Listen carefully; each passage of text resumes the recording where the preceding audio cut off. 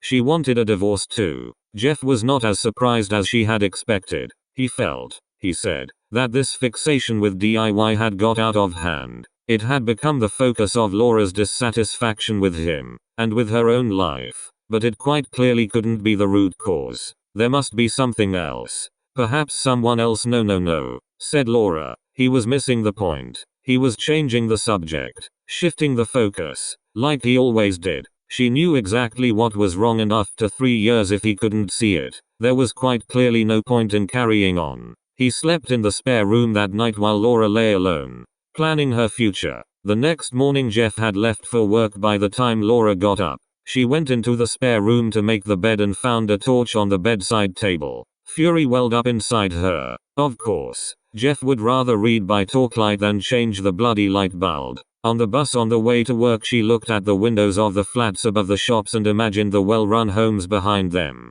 Homes where doors opened silently and drawers slid smoothly shut. All morning at work, as she cut lengths of fabric, as she measured lengths of curtain tape, as she dispensed advice and counted change, her mind wandered. Her thoughts, which had seemed so clear the night before, were more confused now. Did she really want to live alone? Did she really want to divorce Jeff? She did love him, didn't she? By the time she was on the bus on the way home she had almost made up her mind to give the marriage another chance. But as soon as she came home to her unraveling house she knew it was doomed. She did love Jeff. Of course she did. But she couldn't bear his lack of interest in the things that were important to her just because they weren't important to him. But they're such little things, he had said. How can you get so upset about such little things? 3. Life was made up by little things, Laura thought, but didn't say. Her life was, anyway. And when the little things went wrong they became big things. She hated her life. She hated her house. She hated her husband.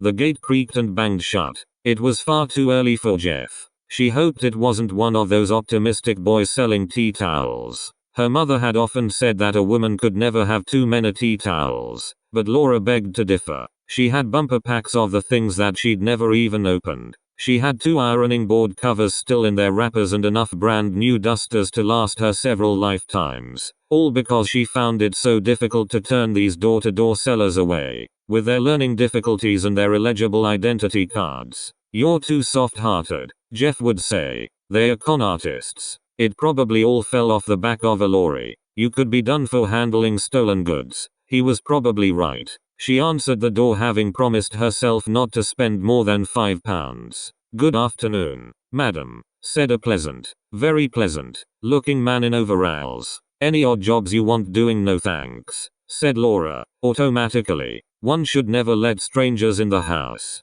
And one should only employ tradespeople who have been personally recommended. He could be anyone. I could ease that. For a start, he said, gesturing towards the gate. My rates are very reasonable. No overheads. You see, I could have it done in a jiffy. Laura hesitated. Perhaps if she kept him outside, just got him to fix a few things outside, that would be alright, wouldn't it? Laura found herself showing the man, Dave, all the things that wanted doing on the back and front of the house, on the shed and the greenhouse. She found herself showing him the sagging fence panel, the broken washing line, the cat flap that banged in the wind. She found herself negotiating a price. He was, as he said, very reasonable, and making him a cup of tea. As she filled the kettle at the sink she felt an immense sense of well-being descending. She was in here making tea, and he was out there, fixing things. Surely this was how life should be. She had already decided that if he had the time, she would get him to fix everything, inside and out.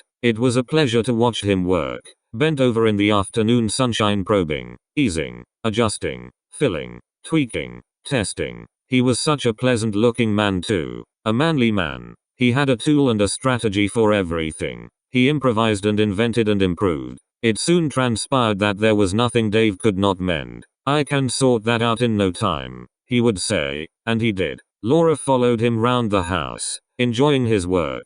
She could pull off a sheet of kitchen roll without pulling the holder off the wall. She could shut the pantry door at last. She stood in the bathroom for several minutes listening to the tap not dripping and almost wept with joy. She was delighted in her rescuer. Dave solved everything. Jeff wouldn't do it and she wouldn't do it. Dave was the perfect solution.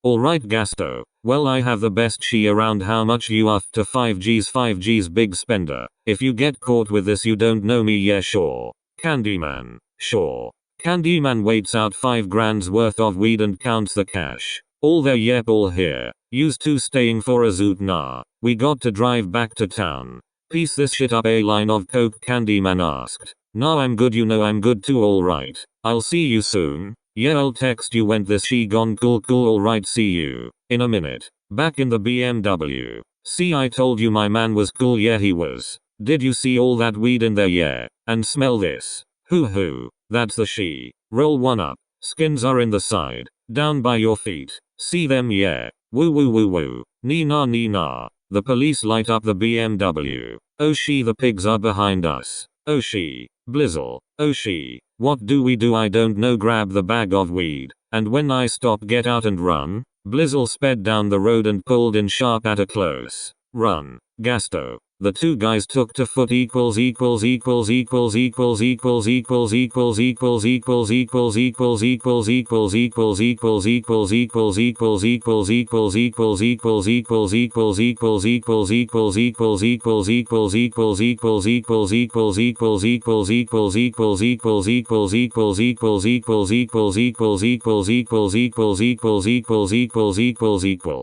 28. Honeymoon couple. So we're on the plane Harry smiled.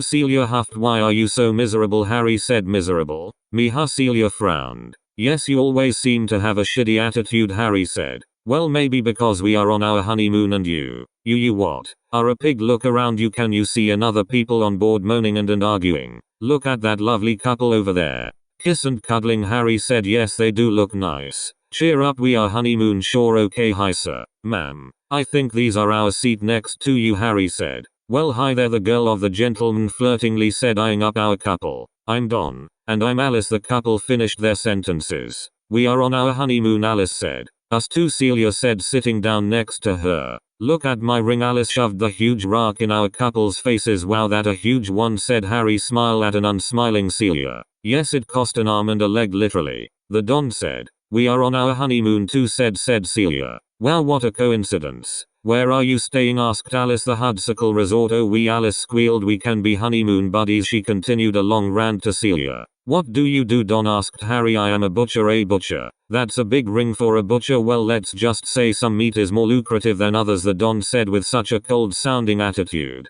Giving Harry a chill and a face like a ghost. What does you lovely wife do? Harry asked. Don looked at Harry as to show he had overstepped the questioning. But answered she's my doll the two women conversation slowed. I'm his doll Alice said. And the ladies continued chirping and giggling to their conversation. The two men sat and and RR'd and groaned and snorted. Harry, fidgeting in his seat. So Don, butchery. Sounds good I had a lovely lamb shank this evening. Bet you could give me a good deal on meat yes I probably can do a hit for you a hit Harry. Thought before saying the next sentence. A hit that's funny. I like a hind too no a hit Don looked at Harry a hit Harry. Thought on again. Before he said a hit questioning. Yeah I am a hit man oh honey. Alice says she'll show us around the resort. And take us to her favorite dining place. Yes they serve the best lamb hind Don winked equals